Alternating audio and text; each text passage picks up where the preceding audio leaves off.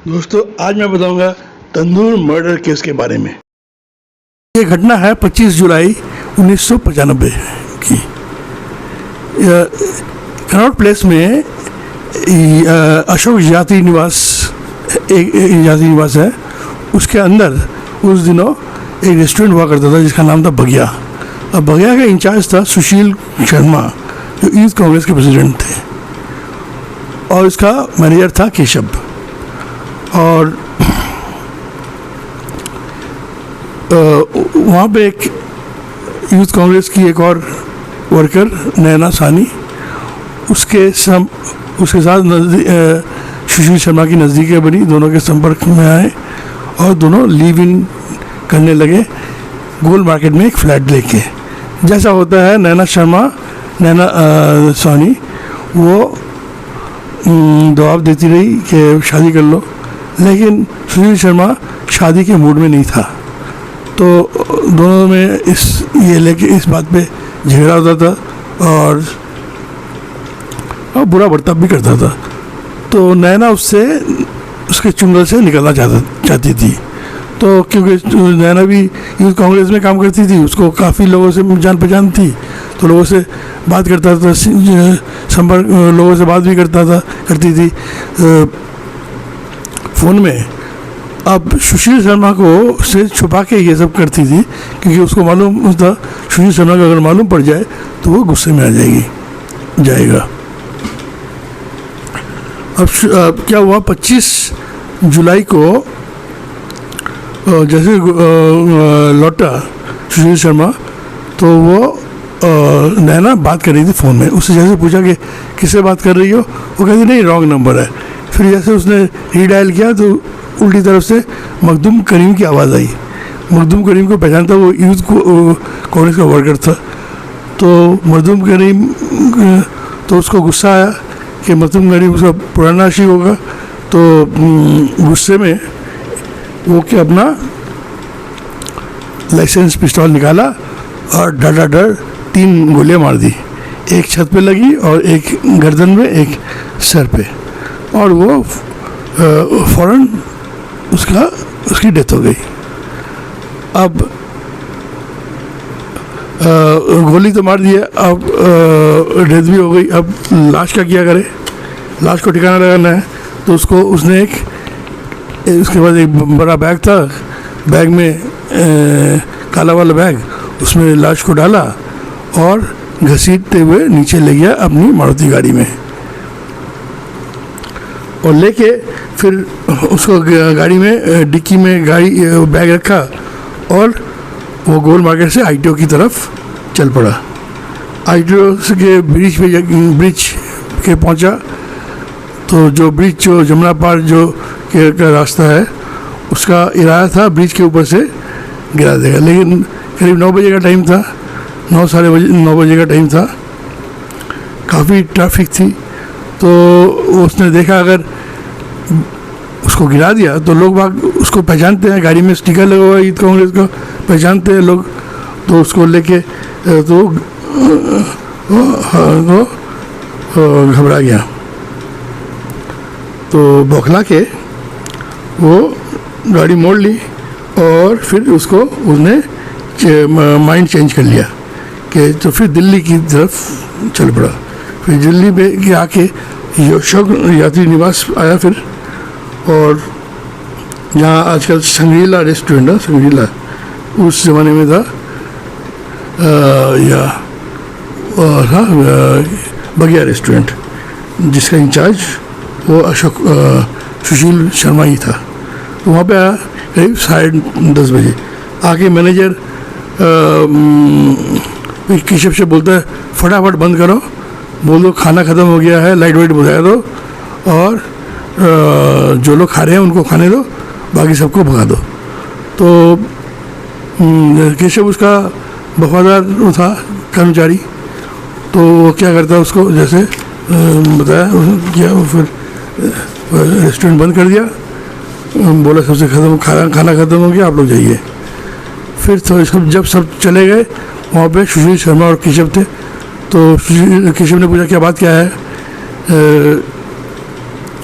तो सुशील ने कहा कि ऐसा ऐसा ऐसी ऐसी बात है, मैंने नैना का कत्ल कर दिया है, अब उसको लाश ठिकाने में लगाना है। उसमें इसमें तो देखा तंदूर तब भी जल रहा था, तंदूर में उसको जला देते हैं।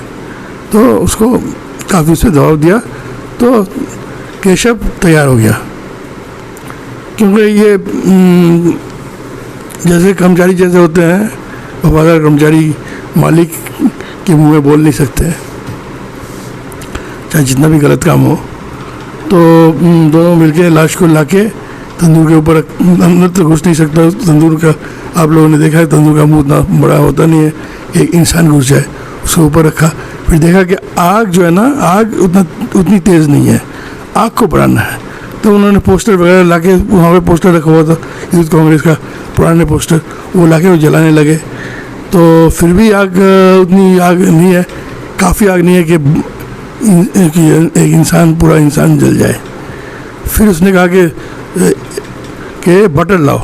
बटर का क्यों होता है, तो जैसे तंदूर में काफ़ी चलता है, तो बटर डालने लग, जैसे बटर उसमें तंदूर में बटर डाला है, आग बिल्कुल भड़क उठी, आग ऊपर तक आग आ गई।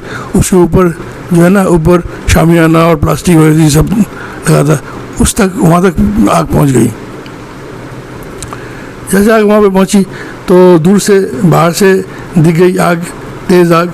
तो बाहर एक सब्जी वाली होती थी, अंगूरी देवी।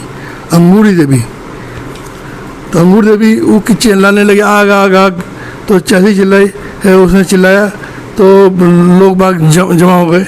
तो तब एक वहाँ पे कांस्टेबल जा रहा था, अब्दुल नजीब, जो मलयाली कांस्टेबल था। वो कहा भाई क्या बात है, तो पहले तो उसको घुसने नहीं दिया, फिर वो दीवार के ऊपर चढ़ के अंदर घुसा किसी तरह। तो ऐसे नज़दीक गया, कहता नहीं ये पोस्टर है, हम जला रहे, तुम जाओ यहाँ से। तो वो गया नहीं, फिर उसको शक हुआ तो वो गया नहीं। फिर जैसे नज़दीक गया तो इंसान के हाथ दिखाई दिया। तो उसने कहा ये क्या बात है, ये क्या हो रहा है। तब केशव तो फिर बौखला गया। फिर जो है ना, फिर उसने फिर सारी बात बता दी। फिर लाश को फिर उन्होंने फिर आग बुझाया गया। फिर पुलिस को रिपोर्ट कर दी। इतनी देर में पुलिस आ गई जिप्सी में, और उसके साथ फोटोग्राफर और ये फॉरेंसिक वाले भी आ गए, और लाश को बरामद करके पोस्टमार्टम में भेजा गया।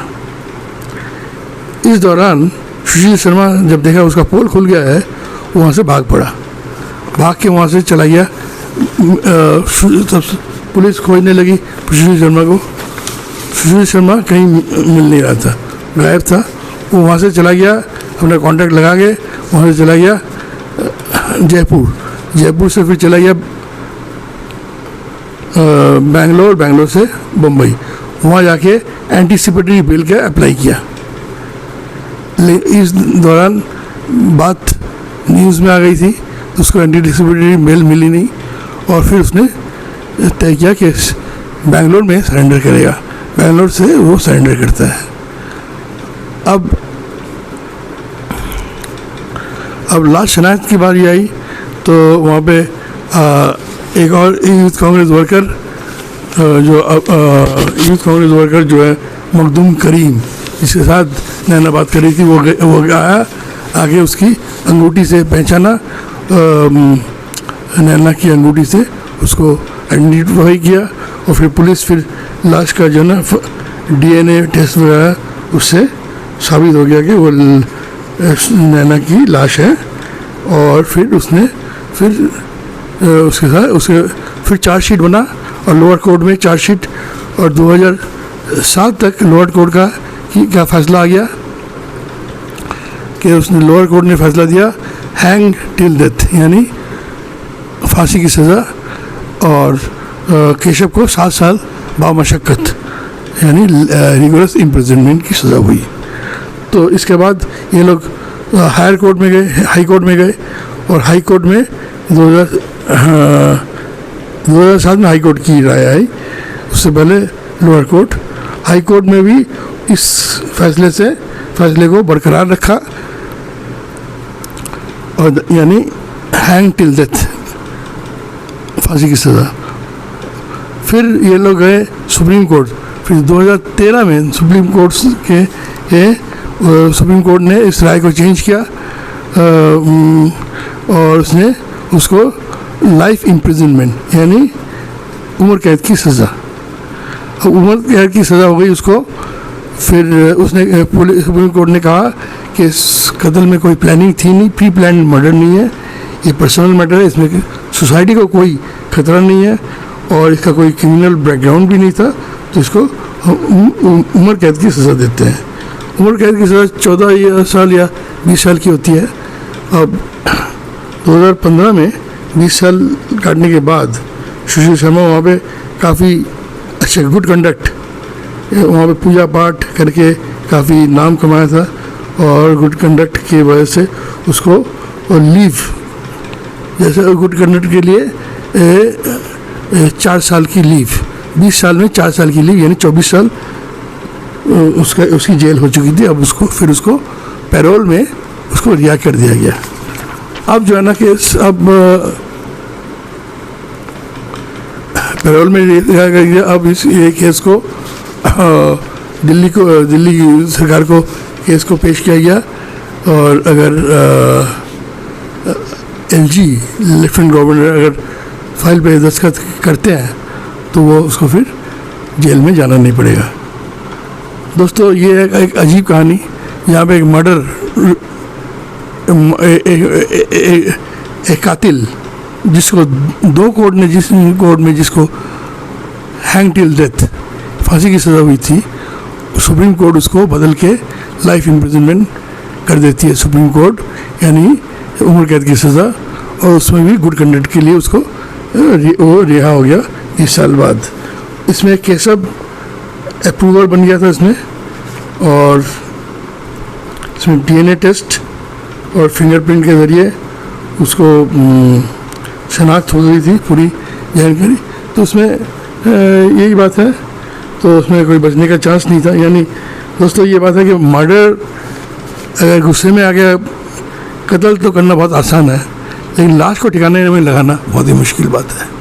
जैसे इसमें तो उसको इतनी समझ में नहीं आई कि तंदूर में इंसान को जला नहीं सकते। खैर जो भी है, कातिल जितना भी शातिर हो, कानून का हाथ बहुत लंबा होता है, पकड़ा जाता है।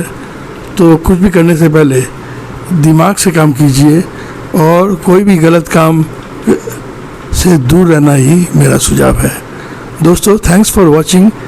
अगर आपको इसका कंटेंट अच्छा लगे तो शेयर कीजिए, सब्सक्राइब कीजिए। Thanks for watching again.